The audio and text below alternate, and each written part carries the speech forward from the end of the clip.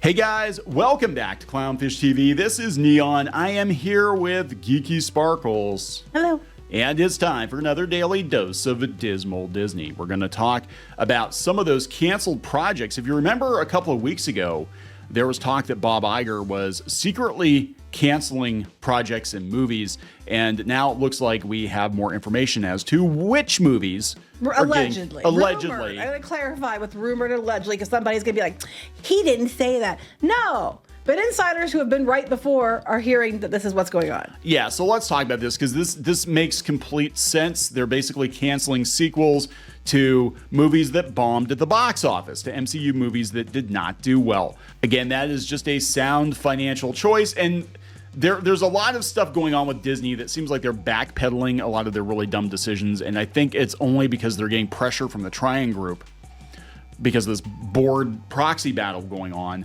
But, you know, they're going to be like, hey, what did you do to fix Disney? You guys are pivoting. What'd you do? Well, we're not doing another Captain Marvel. That's for damn sure. Yeah, well, it's funny. They don't like Ike Perlmutter, but Ike Perlmutter said, don't do Captain Marvel. He did. Yeah, and the only reason people went to see the first one was because they thought they had to for Endgame. And again, I want to remind you that there was tickets being given out. Oh, yeah. There was seats that were theaters sold out, but there was nobody in the seats, that kind of stuff. There was pictures of this is what happened allegedly during the first run. Back when Disney had lots of money. Yeah, right. Well, that's it. When you have lots of money to throw around, you know, a lot of stuff gets greenlit. It doesn't matter if it makes return on investment or not. You just keep spending money, and eventually the public will like it. They will learn to like it. But they don't like it. So we're going to talk about this. Before we get into it any further, please subscribe for more pop culture, news, views, and rants. Guys, you'll get a woohoo if you do. Woohoo! So where are we going to go with this first? We've got the Forbes article. Okay, so yeah, we can just start with this one. Basically, according to Daniel... Daniel RK on Twitter. Yeah. So apparently, he is saying that what he's hearing is that basically Bob Iger is saying he's not going to do Eternals 2 because they're going to bomb at the box office. And, what? And allegedly, other projects, there probably won't be another Captain Marvel movie. There likely isn't going to be a fourth Ant-Man movie because they didn't do that hot either, even though Paul Tassi later tries to defend Captain Marvel. But that's, you know, we'll get yeah, Paul Tassi's been kind of like, I mean, I always liked Paul Tassi. I always thought he was pretty fair, but he's starting to like, now he's like, when it comes to the video game stuff, the Sweet Baby Inc. stuff, he's kind of like backpedaling on it. But, you know, mainstream media is going to do what they're going to do, right?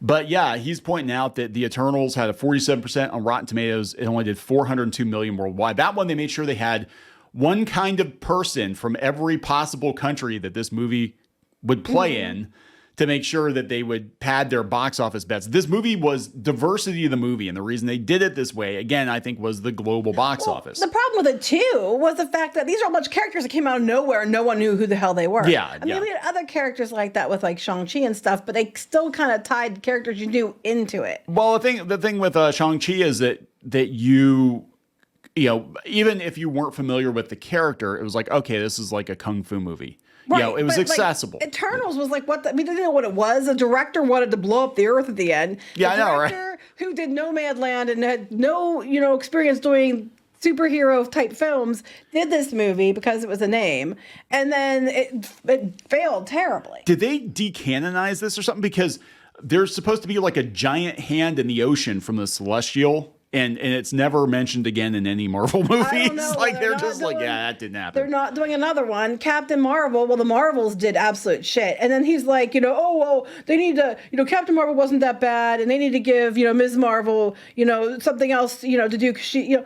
look, the Ms. Marvel show is like one of the lowest performing shows that Disney ever did. And no matter how much they try to make it stick, it's not going to stick like the comics. I like the actress. I think she's sweet. She's cool. I think, you know, I like her. That being said, it's not sticking. It's not going to stick, or it would have stuck by now. And then they just keep trying to shove it in there, and it's not working. The same with, you know, whatever happened to Ironheart. They're supposed to be still doing that one, but you don't hear anything about it. I'm thinking that's going to get canceled. I mean, because no one cared. They found her insufferable. You did all these comics where you just race bent and gender swapped characters, and nobody read them, nobody liked them, and now you're trying to make them movies, and they're not performing because they didn't perform as comics either. No. Yeah, Ant-Man and the Wasp 476 million. Marvel's 206. God, that's pathetic. But you know what else too? They kept yelling about men. It's all men's fault. Men's fault. It was mostly men who went to the Marvels, okay? The women aren't coming either. Like these, you want, oh, diversity, it's for them. It's not for you. They're not coming either. Well, you know, gentlemen let women come first. Anyway. And so you're doing it wrong. If you can't get the women to come, you're doing it wrong. Neil. To your movie. What are you thinking? To your movie. If they don't come to your movie okay. Organically. I just said your name, but that's okay. I'm sure you're going to make a joke about that one, about calling your name. But we're not going to go there. You know what I'm saying? Your name's out there anyway. No, Your name's Tom. So what? I don't give a shit. Okay, so here's the thing. Like, women don't give a shit about this. And frankly, this is just like the Doctor Who situation. I do remember one of the people associated with Doctor Who, I think it was a producer or writer or something, a few years ago, before they announced the female Doctor. She was trying to argue with the mostly female audience members that they didn't want a young, hot male doctor and a female companion. They wanted to be the Doctor. They wanted the Doctor to be a woman. Like, you don't know what you want. Well, the female audience is telling you what they don't want. They want abs. They want... Well, I mean, no, there's like, you can have representation that are women, but it can be done well, and it can be done like, you know, the Eternals. And it's just, you know, it could be done well, or it could be the Eternals, which is just done. Just like, you know, we've had plenty of good characters, and then you know what, the movies did well. You know, they were in it, and I think ensemble movies do better. It's just you have to set it up, and the ones that did the best, and it was going to be phase 1 through 3, and guess who was in charge of 1 through 3? It was Perlmutter. Yeah. And then Kevin Feige, but now Kevin Feige wants to go this other way, and they have completely fucked up the MCU. And now Bob Iger apparently is saying, oh, no, we're walking it back. Examples of this, Daredevil, okay? Yeah. It was going one way. It wasn't going to work. So they literally fired the writers and directors and brought in the guy, the showrunner that worked on The Punisher. And then they brought back cast members from the Netflix show that they originally weren't going to put in it. Which Perlmutter was in charge of, by the way. Yes. And they're going to walk it back because they know people want Daredevil like Netflix Daredevil and not like She-Hulk Daredevil. And they know this, and they're trying to fix it. Blade, there's been all kinds of issues with Blade. I'm betting it's going to get canceled. Yeah. Wouldn't surprise me. But they said Ant-Man 4 for sure is off the table. Captain Marvel's probably off the table. I mean, she might be in there as an ensemble, but not like her own movies. It's just, you know, I don't think next year Thunderbolts or Captain America Brave New World are going to do very hot. No. People want Deadpool, not that. Even then, I have my reservations about Deadpool and Wolverine, given that it's being done under Disney's banner. That's yet to be proven. And they're already making a huge mistake, I think, with bringing time travel and stuff, the TVA or whatever it is, bringing that into it from Loki. And it's like... They try, because Disney has to try to make everything connect.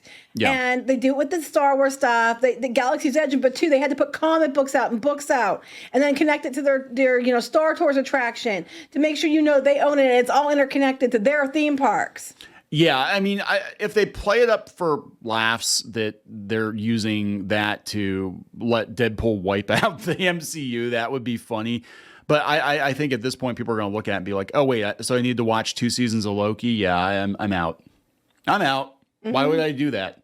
Some people did, but they definitely dropped in viewership. Yeah. I mean, people are just, well, they're tired of it.